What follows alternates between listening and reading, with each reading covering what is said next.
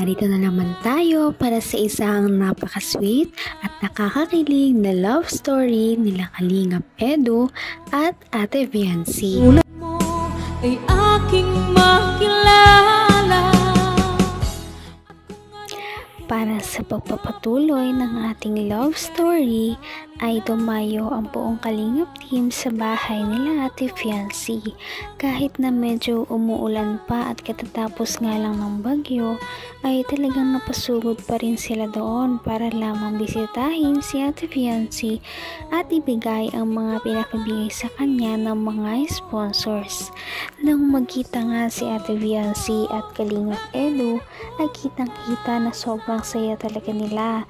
Kahit na medyo umuulan ay talagang nilabas ni Ate Viancy si Kalingap Edu para lamang ito ay payungan at hindi ito mabasa o magkasakit man lamang. Pagkatapos nito ay inaya na niya si Kalingap Edu na pumunta sa kanilang sala at maupo muna para sila ay makapag-usap muna. Kinaunan na. Kumusta dito? Wala po. Baha o. Lagi din talaga. Sabi daw po may ano daw pong bagyo. First time po nakita ng magkaganyan dito. May hindi kayo pinapasok. Anong ginagawa mo ngayon dito? Wala po. Hinihintay lang kami. Opo. Kasama ko po yung mga kaklase ko na andyan yung iba. Bakit? May ginagawa kayong project? Mamaya po. So, di naman ako nakabala. Hinihintay ko man po talaga kayo. Ako? Ako? Opo. Ayun na ako. Hindi naman nakakaya sa kanila. Baka busy kayo eh. Sunod na araw na lang. Hindi naman po. Hindi naman. Mamaya po kami. Hanggang 7 to eh. Hanggang 7. At siyempre, pag birthday mo, busy ka na eh. Napag-usapan nga nila ang baha sa kanilang bahay dahil noong nakaraan ay nilipad ang kanilang bubong. Ngayon naman ay parang inabot sila ng tubig dahil tumataas nga ang tubig sa dagat kapag umuulan o bumabagyo. Napakadelikado talaga nito sa kanilang pamilya dahil malapit sila sa dagat. Kaya naman sana ay makalipat na nga sila sa bago nitong bahay. Ngunit hindi na rin naman ito magtatagal dahil konting-konti na lang at talagang mabubuo na ang bahay nila Ate Viancy dahil sinisimulan na rin ngayon ang kanilang second floor. Konting mga araw na lang o buwan ay makakalipat na rin sila sa kanilang panibagong tirahan na talaga namang sure na magpapabago ng kanilang buhay. At siyempre, pag birthday mo, busy ka na eh. Baka di mo na ako mapansin doon. Dami mong gagawin doon eh. Dalaw-dalaw pati ang birthday mo. Tsaka po pala may pagkain po dyan. Ha? Kain po muna. Opo. Baka hindi naman para sa akin yan. Hindi. Para po sa inyo yun ata talaga. Yeah. Wait lang po. Mabala ka pa. Ay, grabe yan. Ito ganito. Para saan to? Pinadala po. Ay, yan pala yung sinabi mo nakaraan. Nasa 10. Galing po kay Tita Gemma. Ito pala yung sinasabi mo nakaraan. Kala ko kung ano Thank you lang. po, Tita Gemma. Sabi mo, ikaw maluto nun. Kanin po pinapaluto. Sabi ko. Kanin po yung sabi ko Sino sa'yo. makain yan? Dami. Kayo po. Ang dami naman yan. Baka para sa inyo yata yung pamilya eh. Hindi po. Napakamaasikaso talaga ni Ate Viancy dahil kahit ilang beses nang pupunta doon ng Kalingap team ay hindi pa rin talaga siya nagbabago.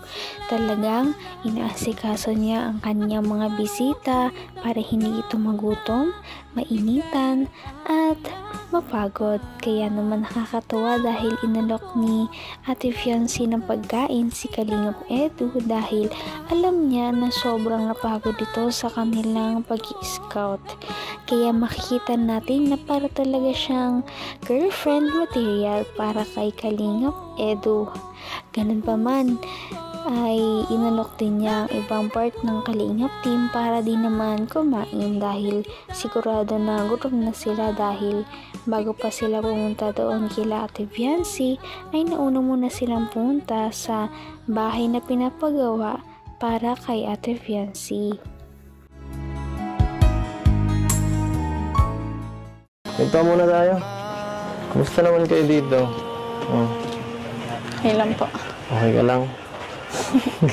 Kayo po, kamusta?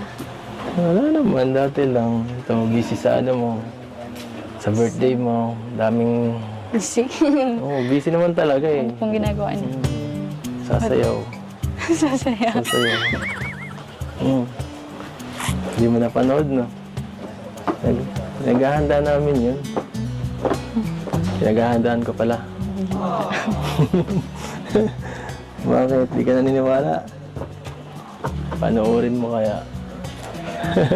Sige pa, abangan ko yan. Oo, baka may eksena ka pa dun. Siya nga pala, ready na ba yung susuot mo? Yun po, tas Ito. Isang friend.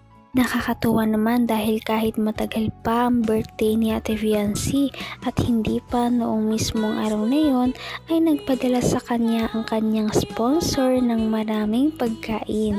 Nagpadala ito ng cake, spaghetti, pansit at iba pang mga handa para sa early celebration ng birthday ni Ate Fiancy. Talagang mahal na mahal siya ng kanyang mga sponsors at mga supporters. Kahit na hindi pa niya birthday, kompleto na talaga ang gagastusin at ang kanyang mga gagamitin. Meron na nga din siyang gown at nakapag-photoshoot pa siya na kanyang gagamitin sa kanyang birthday. Bukod doon ay minagbigay na nga ng panggastos sa venue at mga panghanda sa kanyang birthday. Bukod pa rito ang mga pangregalo kay Ate Fiancy. Iyo'y abot kamay. Oo, baka may eksena ka pa dun. Siya nga pala, ready na ba yung susuot mo?